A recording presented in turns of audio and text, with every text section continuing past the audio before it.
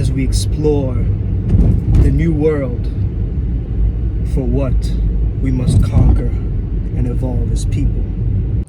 Flow State Jedis, I want to talk to you quickly today about self-worth, okay? Yeah. I'm inspired. I'm inspired.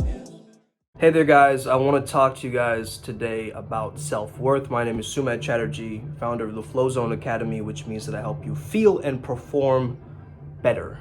So today we're going to talk about the triple column theory. This is by Dr. David Burns, I believe, and it's a very powerful technique in CBT, or cognitive behavior therapy, okay? Now, if you do this, you will start to take power over your own thoughts, because one of the primary beliefs of CBT is your thoughts determine your actions or your behaviors, right?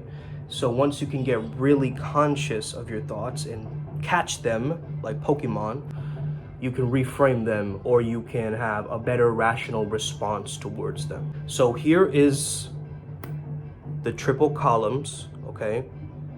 So notice here you have the rational thought, you have the cognitive distortion, and on the first column you have your automatic thoughts, right? These are just the ones that are on a loop that you're trying to catch, like Pokemon. You gotta become the Pokemon master of your thoughts. You gotta catch these thoughts and figure out, who are they? What are their powers? What are their weaknesses? What is going on here? Once you get more clear on your thoughts and where they come from, usually it comes from childhood, right? But we've just gotta stop mislabeling, right, our thoughts and letting them run us like some kind of a storyline that's just out of our control, right? We want to maintain a way that we can interpret these thoughts as healthy and beneficial, create a better friendship with these thoughts so we can have a better outcome. So let's say that an automatic negative thought is, I'm always judged, right? Always is an overgeneralization, so you write that in the cognitive distortion column. You have the rational response that sometimes I am judged by others. Good. Perfect, right? That's a good way to do that. Then you move on to the next one, then you move on to the next one. This is a very powerful way that you can start to stack on these different thoughts and figure out how the thought really came to be, if you want to go there. Or you can just find a quick reassociation. You got to find a way to reassociate things in your mind really quickly, right? Let's say that you went through some kind of a traumatic incident and you have different symbols in your mind kind of reminding you of that incident. Like, let's say it involved a red rose, right? So now whenever you see a red rose, you get triggered subconsciously. You've got to now take the image of the red rose, get super rational about it, devoid of all of the interpretations of that event, and just see the rose as a rose and start to fall in love with the image of the rose and start to really interpret it differently, right? Do some research on the rose, go deeper into that symbol, and then slowly you'll start to notice, wow, these two concepts are slowly being split in my own mind, and then they eventually end up dissolving. But before, it's just running on autopilot, right? That's why it's called the automatic thoughts, automatic negative thoughts, as Jim Quick calls them, or ants, which you gotta squish. So we're kind of like the exterminators, right, of all these insects. We gotta fall in love with this ant forms, right, in these ant farms, in our minds.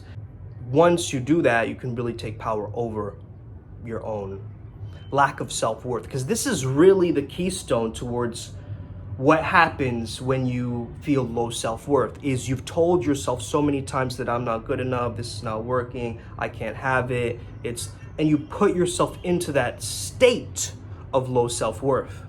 And it's been a subconscious process throughout time, through many years, that it's been accumulating. So now it's time to take out the trash in the mind, right? In a sense, you got to recycle these thoughts so they can be reproduced in a healthier way. This is how I want you to think about this, because it really helps me when I think in terms of images and, analogies like this. It helps me understand better and how to deal with my emotions and things like this, right? One thing I've been doing quite recently is listening to Bij mantras, or Bija mantras. These are kind of like seed mantras, okay? Bij means seed. So These mantras are associated with a certain god of Hinduism. If you want to work with a specific deity, you can always find the beach mantra associated with that deity and, start chanting that one single word mantra. And just try it out and notice the protectiveness and how you feel, right? I recently discovered the power of Durga's energy in terms of how it's a Devi energy, right? Now, Devi also, take the word vices, right? Mahishasur is the demon of all the vices, right? In the Indian pantheon. So Durga defeats Mahishasur in a sense. So she uses the power of these vices itself to consume itself in a sense. So it's kind of like judo, using the energy of the opponent against himself to flip them over. So this Devi, or Universal Mother, she's turning the vices into devices. Really, really powerful stuff. I hope you enjoyed this video. Have an incredible day. May the flow be with you and stay legendary. Let's get it. Upward Spiral Gang, hit that subscribe button.